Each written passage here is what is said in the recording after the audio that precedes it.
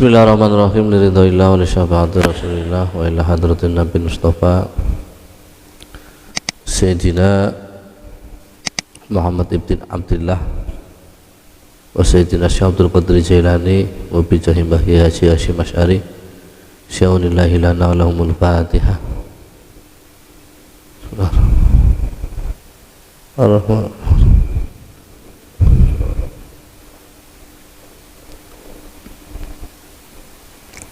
Anjel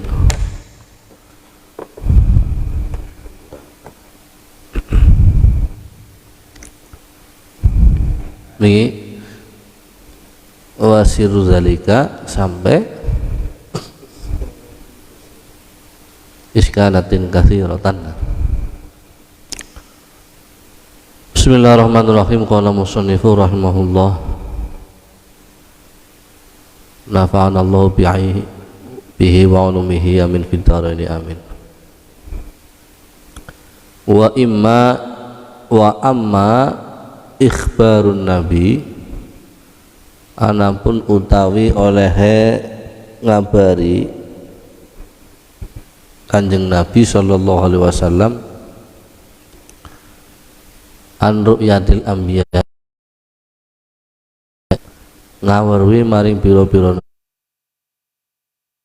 Nabi lailatan ing dalam siji wengi usriya kang den israaken sapa Kanjeng Nabi usriya kang den israaken bihi kelawan Kanjeng Nabi bisane Nabi karena asra itu muntabi jadi pas majhulnya usriya bi Muhammadin lailatan ing dalam suwiji wengi usriya kang den israaken bihi kelawan Muhammad faqad za'ama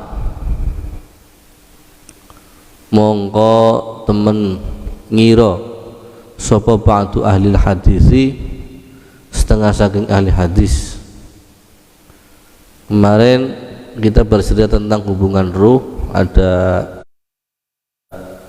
berapa hal,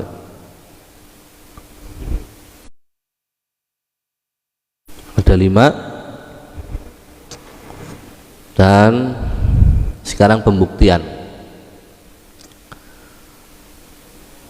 Sebagian ahli hadis mengira bahwa annalladzi saat temene Kanjeng Rasul ro'a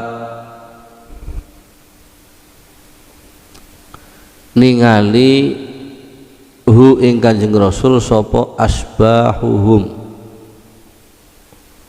bayangane anbiya wa arwahuhum lan roe ambiya asbahuhum piro-piro bayangane ambiya wa arwahuhum lan piro-piro roe ambiya.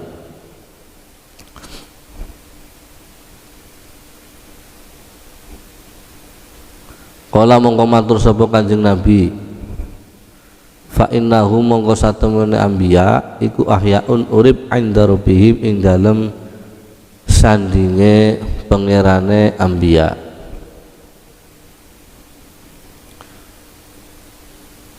Jadi ketika pada satu malam Rasul diisrakan itu, beberapa ahli hadis meyakini bahwa yang melihat Rasul saat Isra itu bukan Nabi tapi asbahuhum wa arwahuhum, tetapi bayangannya atau ruhnya. Seperti sampan melihat cermin, sampan melihat cermin di belakang itu ada siapa, tetapi padahal orangnya sangat jauh, tetapi jarak sampan dengan cermin kan sangat dekat. Atau sampan Kang Rohman deleng TV wonge nang ndi, atau live Facebook seperti ini orangnya nggak di dekat kita tapi bayangannya atau proyeksinya bisa dilihat lintas batas. Itu anggapannya ahli hadis. Tetapi Rasul mengatakan bahwa fa innahum para anbiya ini di sisi Tuhan meskipun sudah mati hidup. Waqad ra'alan temen sampun ningali sapa Kanjeng Rasul Ibrahim ing Nabi Ibrahim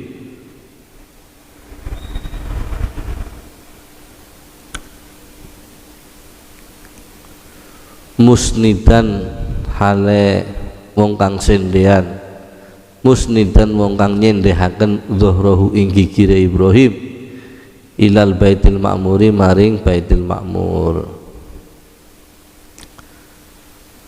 Dan Nabi juga melihat Nabi Ibrahim sendian maring Baitul Makmur. Ya Baitul Makmur kan di langit ketujuh. Iya. Kalau itu proyeksi dari bawah, dari bumi, ya nggak bisa. Mestinya di bumi juga ada Baitul Makmur, di atas juga ada Baitul Makmur. Nah Baitul Makmur kan Ka'bah yang ada di atas.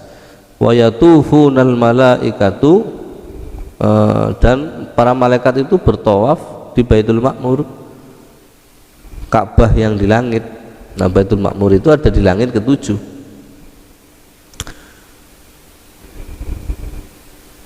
Fayaj'alullah thawabahum wa istighfaruhum wa tasbihahum li ummati Muhammad sallallahu alaihi wasallam. Allah menjadikan para malaikat itu bertawaf di Baitul Makmur. Baitul Makmur ku jare posisine ku lempeng men karo Ka'bah sing nang bumi. Dadi Ka'bah nang bumi ditawafi, iya, ditawafi oleh umat Muhammad, sementara Ka'bah yang di atas namanya Baitul Makmur ditawafi oleh para malaikat. Dan Allah menjadikan pahalanya malaikat, istighfarnya malaikat, tasbihnya malaikat, tawafnya malaikat itu pahalanya untuk umatnya Muhammad. Iya, makanya wong tahlil ora salah ila hadrati wa ila ruhi wa ila malaikatil muqarrabin. Iya, bahkan bukan hanya malaikatil muqarrabin saja,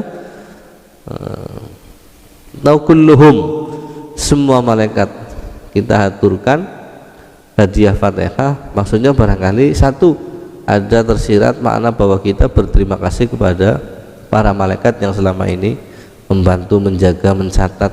Dan bahkan ada sekelompok malaikat yang tawaf masa tasbih, membaca istighfar, pahalanya khusus untuk umatnya Muhammad. Nah mereka itu bertawaf di mana? Di langit ketujuh. Nabi Ibrahim dilihat oleh Nabi Muhammad lagi sendean nang Ka'bah. Angger itu bayangan dari bawah, mestinya di bawah juga ada Baitul Makmur, tapi kan enggak ada. Waro'ala ningali sapa Nabi Muhammad Musa ing Nabi Musa ko iman hale ngadeg sapa Musa fi qabrihi ing dalam kuburane Musa yusolli lagi sembayang sapa Nabi Musa alaihi salam. Tidak cuma Nabi Ibrahim yang dilihat, tapi Nabi Muhammad juga melihat Nabi Musa. Nabi Musa sedang berdiri di atas kuburannya dan sedang sholat. Waqat na'atil anbiya ulan teman-teman ngetuti sawa pira para nabi lima maring perkara ro'a kang ningali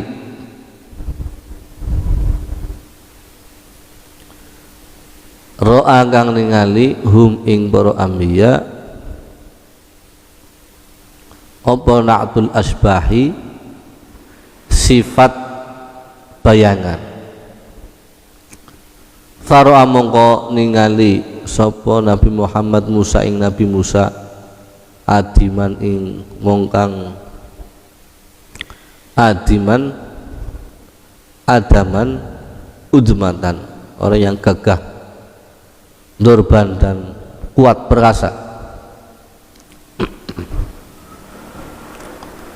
tawalan dan tinggi banget. Ya sifat mubalaghah, ghafar, tawal, ya. Tawilun, tawalan. Ka'annahu kaya satemene Musa iku min rijalin syanu'atin, setengah saking biro-biro wong lanang kang apik. Wa ra'ala ningali sapa Muhammad Isa ing Nabi Isa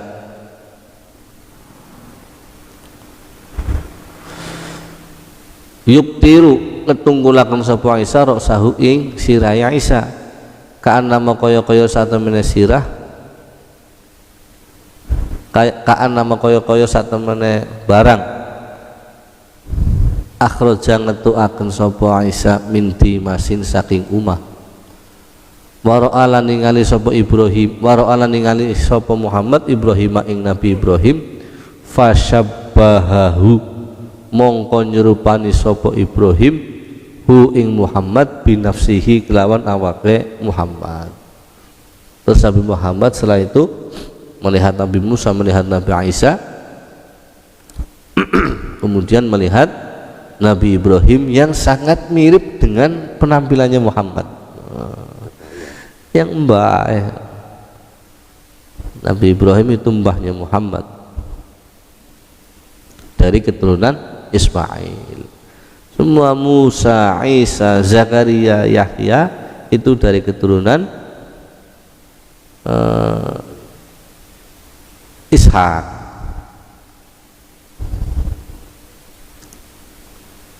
Ketika melihat Nabi Musa, ini kan cerita Isra Mi'raj ya, yang punya oleh-oleh sholatul mafruḍah, sholat yang diwajibkan.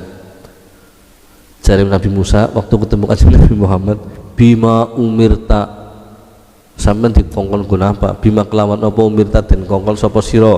Sampean diperintah dening Gusti Allah guna apa? Waqat umirtu temen den perintah sapa ingsun bi khamsina kelawan 50 sholatan ing sembahyang kula yaumin ing dalam saben-saben dina. Ya hadis yang langsung nyong diperintah karo Gusti Allah gon sembahyang 50 waktu ing dalam setiap ya, tapi sebenarnya ada bahasa yang agak menghina kepada umatnya Muhammad. Ya Muhammad, inna ummataka la tastati'u khamsina sholatan kulla yaum. Ujar Nabi Musa, Muhammad ya umatnya sampean iki ora pan mampu sembahyang 50 waktu dalam setiap hari. Ini wallahi laqad tajrib jarrabtu ini satu menit ingsun wallahu jarrabtu nasa nyong wis tau eksperimen ing menungsa qoblaka ing dalem sadurunge wayahe sampean lahir wis tau eksperimen kabeh. Dan orang-orang Israel itu asyadul mu'alajah, orang yang paling saya orang yang paling saya terapkan syariat yang paling berat. Apa maning umatnya sampean ora mampu ada bolak-balik akhirnya Allah inilah astah nyong isin lah karo Gusti Allah ora langsung 5 akhirnya kan ketemu 5 wa naza'alan podo wa naza'a nentang hum ing mengkono-mengkono ahlul hadis fi dzalika ing dalam mengkono-mengkono pendapat sapa akhirun ahli hadis yang lain wa qulan padha ngucap sapa akhirun hadhihi tawiki iku ru'yatu peninggal inna masatam ningal hiya utawi ningali li arwahihim maring pira-pira ruweh anbiya duna ajsatihim tanpa piro-piro jasade anbiya. Sementara ahli hadis yang lain mengatakan enggak, kalau itu bukan bayangan. Tetapi yang dilihat oleh Nabi Muhammad adalah melihat ruh meskipun tanpa jasad. Lalu jasadnya di mana? Wal arsatu tawi jasad iku fil ardi ono ing dalam bumi qat'an hale pesti. Tetapi jasadnya para nabi yang dilihat oleh Nabi Muhammad itu ada di bumi. Ini masih membingungkan sebab Nabi Muhammad melihat Nabi Ibrahim bersandar di Baitul Ma'mur. Kalau hanya ruhnya saja bisa-bisa, tapi kita buktikan. Innama sak temene jasad tub'asu kang den tangeaken yauma ba'sin ing dalem dinane den tangeaken yauma ba'til ajsadi ing dalam dentange akne pira-pira jasad.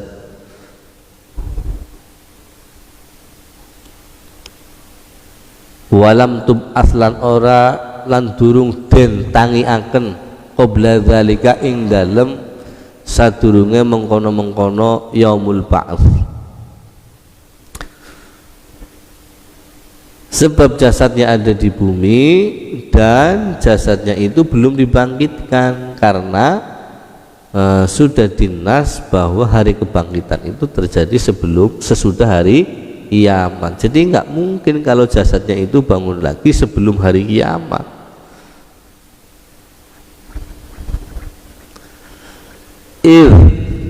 Lau bu'itsat krono lamun dentangi akan qabla dzalika ing dalam sadurunge mengkono-mengkono yaumul ba'ats lakanat yakti ono qad insyaqqat lakanat yakti ono opo ardu opo bumi qad insyaqqat teman-teman wis meletek anha saking qad insyaqqat teman-teman wis meletek anha saking adsat opo al ardu bumi qabla yaumil qiyamati ing dalam sadurunge dina kiamat. Kalau begitu berarti bumi ini sudah meletek dan para jasad ini sudah dibangkitkan sebelum hari kiamat. Jadi nggak mungkin yang bertemu dengan Muhammad waktu malam Isra Mi'raj itu adalah jasad, nggak mungkin lah.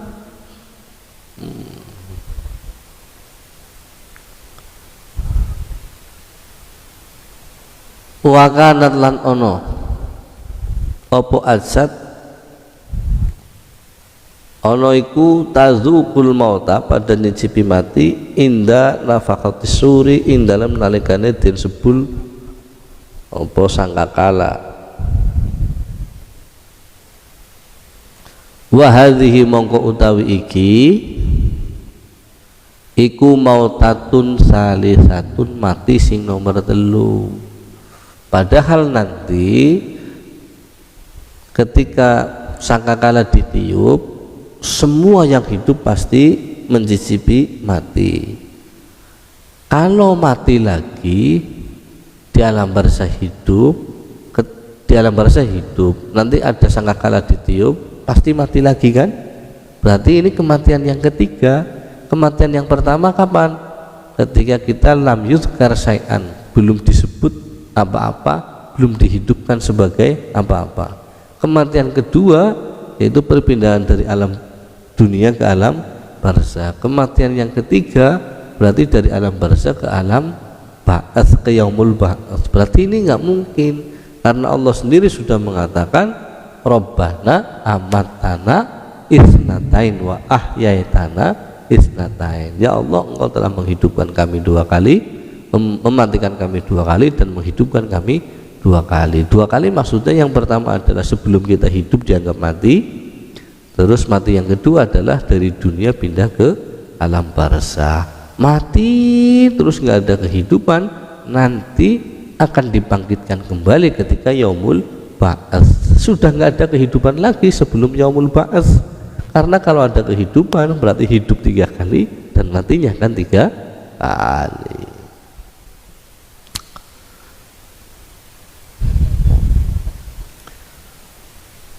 Walau kanat lan lamun ono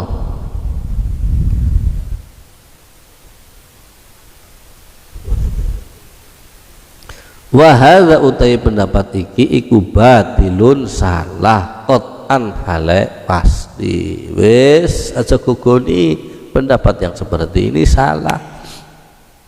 Karena ada riwayat yang lain mengatakan bahwa di alam barzah itu hidup. Dan Allah berkali-kali mengatakan, berkali-kali saya ulas, wala tahsabanna alladzina qutilu fisabilillahi amwata, ya kan? Bal ahyaun yurzaqun, dan mereka itu hidup di sisi Allah, bahkan diberi nikmat, diberi rizki. Sehingga kalau ada yang mengatakan pendapat seperti ini salah. Walau kanat lan senajan lan namun ono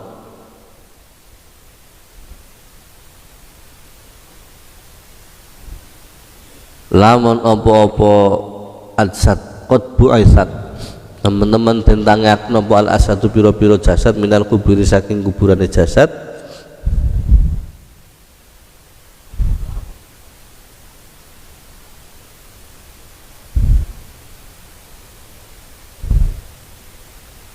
lam ya'udda orang itu sapa Allahum ing asad sapa Allahu Allah ilaiha maring asad bal balik kanat ana sapa asad fil jannati bal balik kanat ana sapa arwah fil jannati ing dalem swarga. Ya Allah itu enggak menghitung kematian ini sebagai 3 kali sebab kehidupan di dalam alam barzakh itu la yujibu hayatal badani sebab kehidupan di alam barzakh itu tidak memerlukan hidupnya badan dan kematian di alam barzakh itu maknanya kehidupan di alam barzakh. Hanya saja kematian di sana bukan mati yang tufarik kulian yang berpisah secara keseluruhan atau hidup yang seperti hidupnya orang di dunia. Maksudnya orang sih turune wong kowe mirip karo wong mati sebab ora oyak ora pirang-pirang tapi ambekan dijiwit tangi padha nang alam barzakh mati tapi urip tapi mati sebab dipangan coro, dipangan cacing, dipangan ular nggak akan terasa apa-apa tapi kenyataannya hidup. Rasul sudah mengatakan bahwa mereka itu hidup dan akan menjawab salamnya orang yang melintas pada kuburannya. Waqat sohalan teman-teman sampun sah sahih dan teman-teman sahih ani Nabi saking Kanjeng Nabi sallallahu alaihi wasallam anallaha satamana Gusti Allah harrama ngaramaken sapa Allah al jannata ing swarga alal anbiya ing atase pira-pira nabi hatta yadkulaha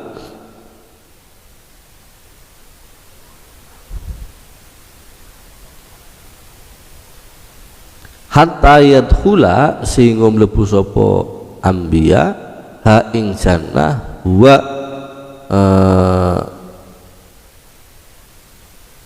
hatta yadkhulaha huwa sehingga mlebu ha ing jannah sapa huwa ya nabi. Jadi Allah itu mengharamkan untuk surga dimasuki oleh selain para nabi. Dan surga nanti yang pertama kali masuk adalah para nabi. Wa huwa hale utawi Nabi Muhammad iku awaluman kawitane wong yastaftihu kang jaluk dibuka kang jaluk buka babal jannati ing lawange surga. Sementara Nabi Muhammad adalah orang yang pertama kali membuka atau minta dibukakan pintu surga.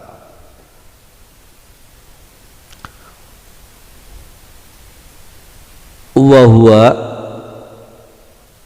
hale utawi Nabi Muhammad iku awaluman kawitane wong tan syaqqa in syaqqa yan syaqu tan syaqu kang mletek anhu saking Muhammad opal ardu bumi alal itlaqi ing atase kaul kang sahih.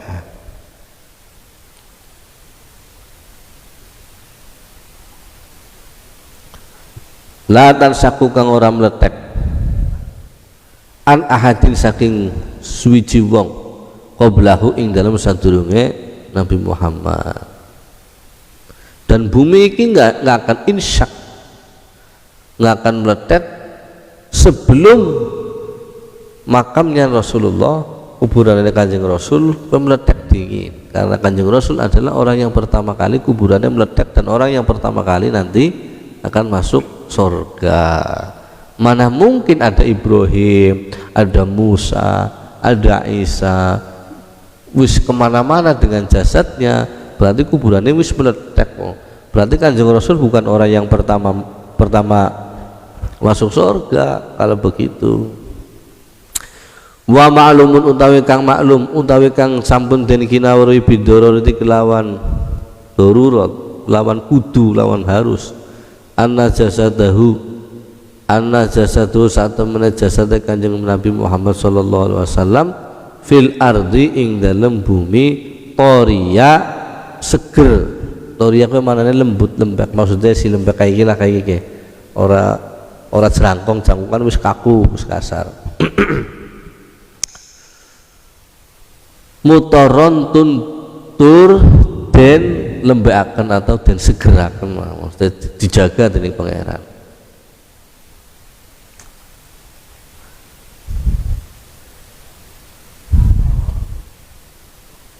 Aja matoron ya, matoron udan. Oh iya, matori. Iya. Toria gue lazim. Kodong mutaati toria, duduk toria tapi toria terus yutri, karena mutorin maf'ulnya mutoron. Nah, pas mutoron maksudnya Kanjeng Rasul kesegarannya tetap dijaga, mayitnya tetap dijaga. Waqat sa'alahu lan teman-teman takon hu ing Kanjeng Nabi sapa sahabatu para sahabat kaifa hale kaya apa tu'raduden sampai akan sholatuna sholawat kita alaika dumateng panjenengan alaika ing atase panjenengan pokot arimta padahal teman sampun rusak sapa panjenengan. Ini juga pernah ditanya oleh para sahabat, ya Rasulullah kaifa tu'radu sholatuna, bagaimana sholawat saya sampai kepada panjenengan sementara panjenengan badannya sudah hancur. Maka Rasul menjawab,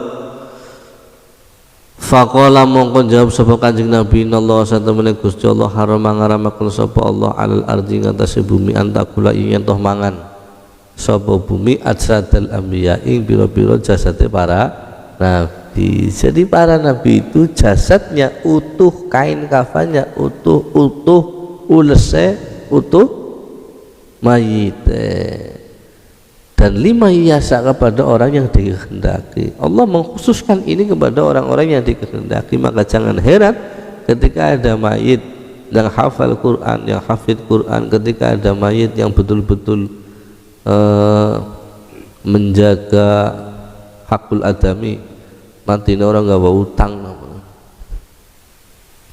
matinya bersih, ya utuh ulse utuh mayit. Utang nafsul mu'mini marhunun bidainihi la tuqamu fi maqamil a'la. Ayo ini ya, roh wong iman itu digantungkan, digadaikan dengan urusan hutangnya. Kalau hutangnya sudah selesai ya nggak digantungkan lagi, nggak digadaikan lagi. Tapi kalau meninggal yang membawa hutang ya digadaikan. La tuqamu fi maqamil a'la, dan tidak akan ditempatkan di makom yang a'la atau mulia. Mana bolak-balik diwarai pokoknya anggar mati kegian ishad, kegian ibro ya maksudnya ya dialihkan, hutangnya itu dialihkan, meskipun ahli waris itu nggak punya kewajiban, nggak ada beban untuk menanggung hutangnya bapak, hutangnya ibu, tapi lo kan ya akan mentolo dipakani sing cilik sampai tua orang ngarteni nanggung utangnya bapaknya. Padahal roe wong iman gue mati anggere sing gawa utang tetap ditangguhkan, ngundingin, digadaikan, tidak ditempatkan di makom yang a'la atau tidak ditempatkan di a'iliyin. Ya Rasulullah, fulan meninggal, hal taraka dainun, apakah wong sing mati kuwi ninggal utang? Kalian jare para sahabat, ya Rasulullah, pada ninggal sing mati ninggal utang. Sallu sahibakum, sampean sembahyang dhewe semana kancane nyora. Dirayu-rayu Kanjeng Rasul kegian ke mulah nyawa seorang nyora. Akhirnya sahabat Ali ngadeg dan mengatakan hutangnya orang yang meninggal saya tanggung, alayya dainu, dan alayya kata saya ingsun donun tapi utangnya mayit tak tanggung utangnya. Nah perkataannya sahabat Ali ini yang kemudian menjadi dasar bahwa setiap hutang harus dikembalikan atau harus disauri oleh mawalinya, oleh yang menanggungnya, meskipun bukan ahli warisnya yang menanggung. Sobat Ali bukan ahli warisnya saat itu.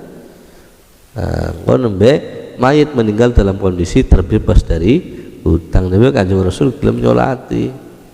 Tuh. Nah, hutang ini hakul adami. Makanya wong mati wingi sunaria fidyah. Tapi aja salah ya. Fidyah itu untuk puasa. Lalu untuk sholat bagaimana? Kalau untuk sholat anggapannya begini. Kalau iktikaf, bukan iktikaf. Kalau puasa itu kan bukan hakul adami, tapi dianggap hutang dengan sinten Kang Roman. Sampai ninggal puasa, berarti utangnya karo siapa? Utangnya karo Gusti Allah. Berarti kalau ninggal sholat pun sama punya asumsi dua utang karo pangeran. Tetapi ulama Syafi'iyah sendiri itu masih berbeda pendapat tentang fidyah untuk sholat. Bahkan di Fathul Mu'in keterangannya jelas, la qadha wala fidyata liman alaihi sholatun. Nggak ada qadha, nggak ada fidyah bagi orang yang meninggal dan masih menanggung sholat. Tetapi untuk ikhtiyat nggak apa-apa. Wong fidyah itu anggaplah sedekah, anggaplah jariyah, pasti ana manfaatnya, mesti ana manfaatnya. Lo kan iyalah manfaatnya, mesti ana manfaatnya. Tetapi jangan salah, bayar fidyah itu tidak melebur dosa. Kayak sampean kodo ya duwe dosa ngodoni sembahyang ngono ya. Duwe dosa. Sasembayangan sambut, sapuasanan sambut. 3 tahun sembahyang karo puasa ya, dan sekitar 1,3 ton yang mengeluarkan semua. Anda bener-bener akhirnya ulama-ulama ahli sunnah ngomong NU Kang Rohman wis sakintal bae sakintal tapi mubeng nyong midiane bapak nyong sampean skobil itu sampean nyong midiai bapane nyong oleh mubeng ngomong 20 berarti 20 ubengan sakintal ping 20 ubengan ya pada kalau orang tono bunganya karena mubengnya terus mubengnya aja 40 aja 80 ya saya aja 80 siji dia budak ya ini bukan pangeran gemuyu dan pangeran bilang ya pada akal-akalan ya.